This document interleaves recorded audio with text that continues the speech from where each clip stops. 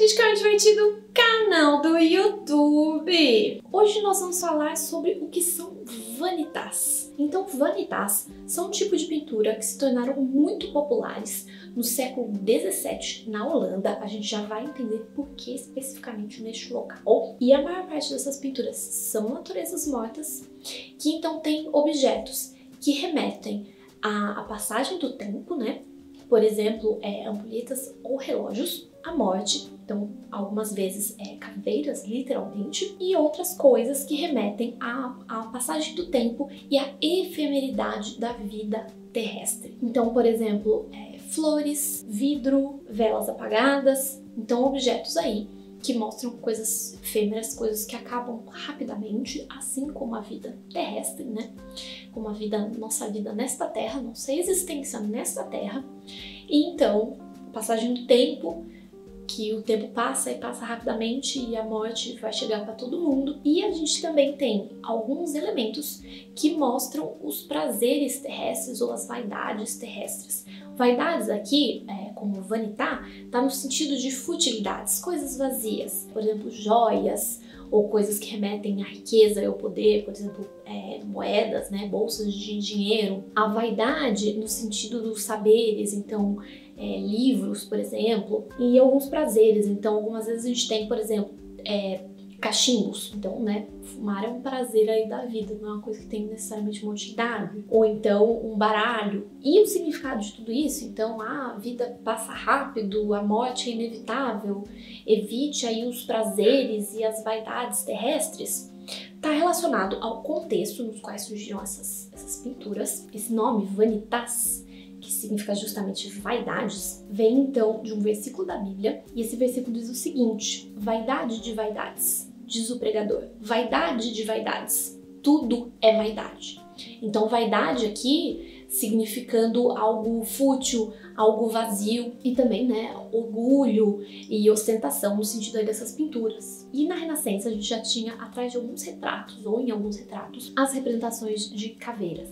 Então, tudo ligado ao memento mori, que a gente já falou num outro vídeo aqui no canal, quando a gente falou de transit também, eu vou deixar o link aqui nos comentários.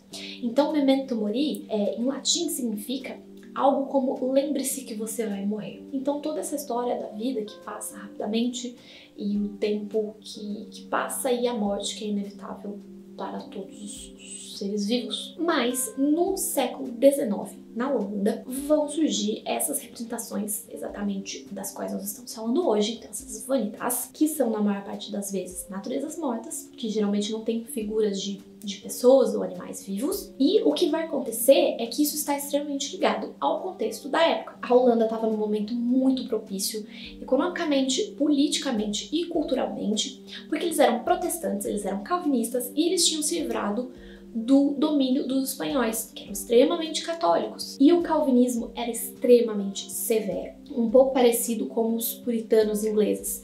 Então, essa coisa de ser devoto e não ficar ostentando e não ficar aproveitando aí os prazeres terrestres, então toda uma severidade. E essa severidade gerou essas pinturas justamente, né, que estão falando aí. Então a vida passa rápido, a morte vai chegar logo, não seja seduzido pelos prazeres da vida terrestre.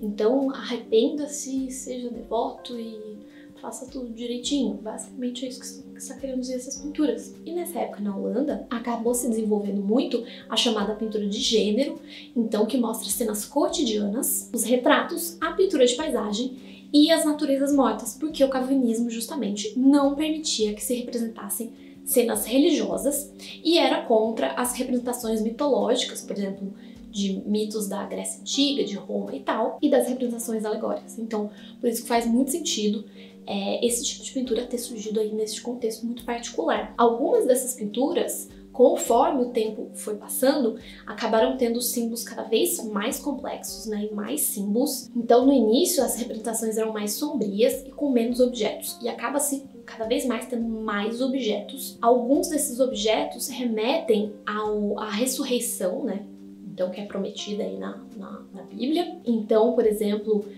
folhas de louro ou espigas de milho, podem existir algumas composições, e todos aqueles objetos, né, que eu já tinha falado, então passagem do tempo, com ampulhetas ou relógios, a efemeridade da vida humana, então uma vela apagada, flores que são belíssimas, né, mas que estragam rápido, né, que murcham e morrem, vidro, que é algo que quebra, então lembrando novamente essa efemeridade, algo que passa rápido, que acaba rápido, que é frágil. A gente vai ter também como símbolo do conhecimento, além dos livros, então mapas, instrumentos musicais, a gente vai ter uma grande variedade ali de objetos e com o tempo, como eu falei, vão acabar sendo cada vez mais objetos representados de uma maneira muito virtuosa, então de maneira muito perfeita, os detalhezinhos, a textura e tal. Então essas próprias pinturas que são contra a vaidade acabam sendo uma representação da vaidade do artista, porque ele quer mostrar ali que ele é um artista muito bom e que ele sabe representar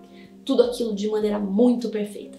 Então, com o tempo, acaba se perdendo um pouco o sentido aí dessas pinturas. Elas vão se tornando mais alegres e tal, e elas caem de moda.